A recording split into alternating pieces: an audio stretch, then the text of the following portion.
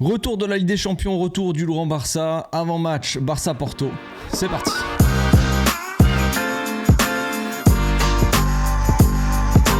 Au passage, n'hésite pas à nous rejoindre si c'est pas encore fait et à partager la chaîne autour de toi, ça fera plaisir à tonton. C'est un match décisif qui nous attend demain.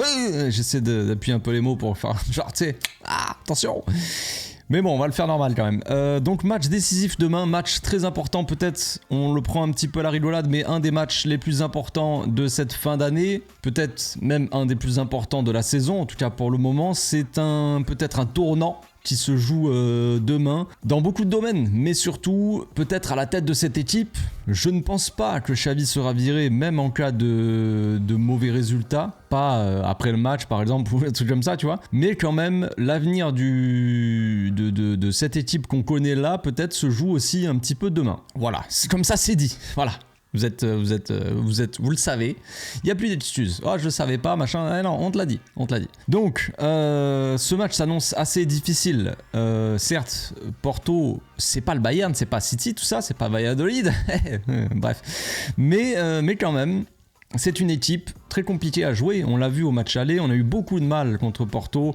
Beaucoup de mal, c'était à l'extérieur. Bon, à ce moment-là, on avait quand même un peu plus de difficultés que maintenant. Oui, je n'ai pas honte de le dire. Il y en a certains qui m'ont dit après le match du Rayo Vallecano. Alors certes, le Rayo Vallecano, c'était un match compliqué, tout ça, tout ne s'est pas passé comme il faut, vu qu'on n'a même pas gagné le match, et c'est un résultat négatif, tout ça, hein, on va pas revenir là-dessus.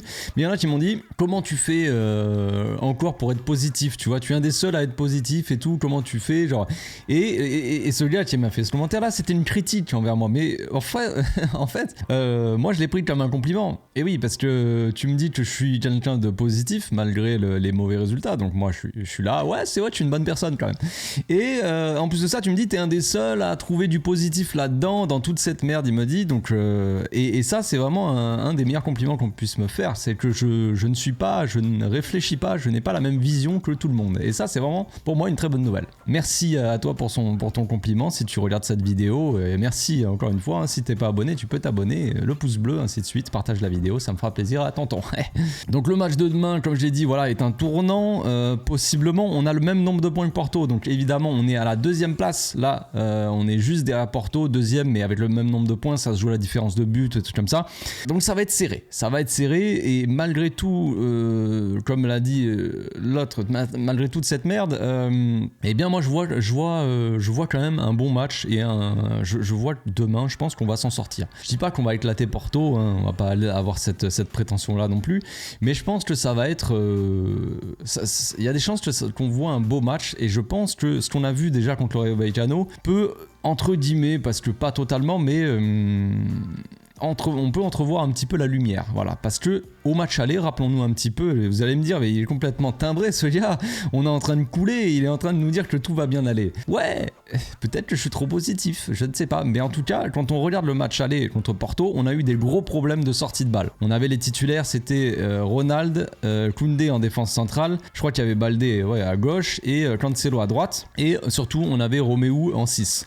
Donc on a eu énormément de mal à se sortir du pressing de Porto, beaucoup de mal à sortir les ballons proprement, tout ça avec Ronald et Romeu qui étaient assez proches, on va dire, et qui ont un peu de mal les deux à sortir les ballons, et voilà, donc on n'était pas bien sous pressing, et là on a vu une équipe du Barça contre le Rayo qui s'en est très bien sortie, je trouve, mais il y en a qui ont dit que non, tout ça, mais ils ont probablement pas regardé vraiment le match, ils sont encore tu vois, étouffés par cette situation du Barça qui est peut-être insoutenable pour certains, mais si on regarde simplement le match comme un match de football normal, on peut se dire que le Barça a progressé en sortie de balle, progressé entre guillemets, mais on a retrouvé une sortie de balle un peu plus simple avec le retour de Frenkie. Donc, contre Porto, on peut s'attendre à des facilités là-dedans, dans ce domaine, par rapport au match aller en tout cas. Match aller, on a eu du mal à sortir les ballons, on a été étouffé par Porto, on a gagné, on sait même pas comment on a fait. Mais ce match retour-là, il est à domicile, ça devrait déjà être un peu mieux, et en plus de ça, on va avoir des facilités à sortir le ballon, parce qu'on a le retour de Frenkie, et on a Pedri au milieu qui va nous apporter ce contrôle, cette maîtrise au milieu de terrain. Donc déjà, c'est déjà un point positif. Eh oui, monsieur positif. Donc malgré toute cette pression ambiante qu'on a actuellement avec les médias aussi qui commencent à s'y mettre, qui s'y mettent un peu à dire, à commencer à vouloir trouver un remplaçant à Xavi, un peu comme les supporters, tout ça. On essaie quand même de travailler, hein, d'aller de l'avant. Il y en a qui quand même, hein, bon, c'est pas des supporters du Barça, ça se dit supporter, mais tu peux pas être supporter du Barça et souhaiter ça. Il y en a qui souhaitent qu'on perde, qu'on se fasse éliminer de la Ligue des Champions pour que on vire Xavi. Alors que si ça se trouve, même si on est éliminé, on virera pas Xavi, tu vois, directement. Je dis pas que c'est ce qu'il faut faire, mais je dis que si ça se trouve, même si on est éliminé, ça se trouve, Xavi sera pas viré, tu vois, donc ça servira à rien. Et il y en a qui souhaitent vraiment la défaite de leur club. Et ça, c'est les supporters, apparemment. Moi, je pense que c'est plus des supporters du Real Madrid que du Barça. Mais après, chacun a notre façon de supporter et chacun a son cerveau, on va dire. Il est plus ou moins petit que d'autres, voilà, c'est tout. Donc sans plus tarder, on va passer à la composition d'équipe qui va être de toute façon très classique, aucune surprise pour moi. Regardez-moi ce beau 11 là qui est là. Qu'est-ce qu'on a? On a un petit Cancelo à droite, un Koundé, un Ronald Araujo, donc je pense qu'on va plutôt inverser, Koundé Araujo, un Baldé, un Iñaki Peña, et oui, probablement que le Ter Stegen sera encore une fois blessé et indisponible, malheureusement c'est comme ça. Frenkie en 6, Gundogan, Pedrito, Félix, Lewandowski, le grand Lewandowski, le grand Lewandowski, le très lourd et très lent Lewandowski, et Rafinha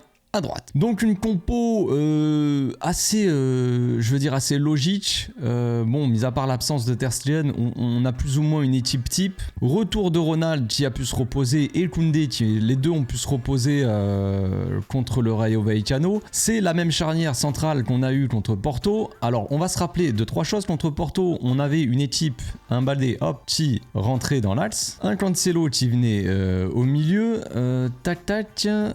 comment ça se déroulait? Ça se déroulait plus ou moins comme ça, et on avait une supériorité comme ça.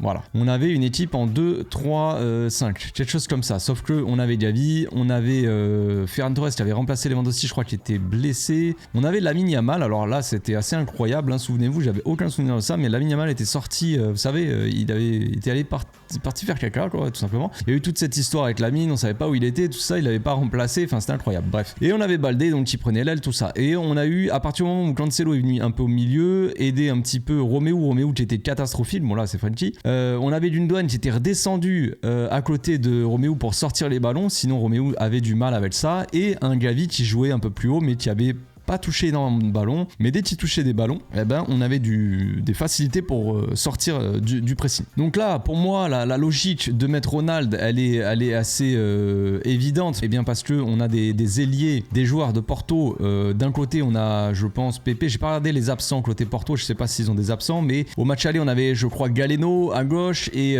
Pepe à droite. Donc des joueurs assez vifs, assez rapides sur les ailes. Donc on va avoir besoin, si on est assez offensif, de Koundé et de Ronald qui sont assez puissants et qui sont assez rapides pour revenir et pour couvrir les espaces. Ça c'est assez logique. Pour les sorties de balles, on va avoir peut-être quelque chose comme le Rayo Vallecano, comme ce qu'on a vu contre le Rayo, c'est-à-dire un Frenkie un peu plus bas, le temps de sortir les ballons, un Baldé dans le couloir, un Félix proche de Lewandowski dans l'axe qui va venir apporter sa créativité, qui viendra aussi soutenir un peu pour les sorties de balles, apporter des solutions un peu plus basses et ensuite accélérer un peu vers le haut. Évidemment, un Gundogan, espérons-le, un peu plus haut sur le terrain et qui fera parler un petit peu sa créativité proche de la surface pour trouver des petites passes intéressantes pour Robert, pour Félix, pour potentiellement Rafinha, et un Cancelo qui viendra se placer au milieu. Alors ce qu'on a vu contre le Rayo Vallecano et ce qui était assez intéressant, c'est un Cancelo un peu plus haut, donc logiquement, si on faisait exactement la même chose, ce serait Gundogan plutôt un peu plus bas et Cancelo qui viendrait avoir un rôle un peu plus offensif aux côtés de Rafinha. Mais ça, on peut échanger. Ça, c'est, on a des joueurs assez intelligents, Gundogan et Cancelo, qui se connaissent en plus de ça, qui ont joué pendant quelques saisons ensemble déjà à City, qui se connaissent assez bien pour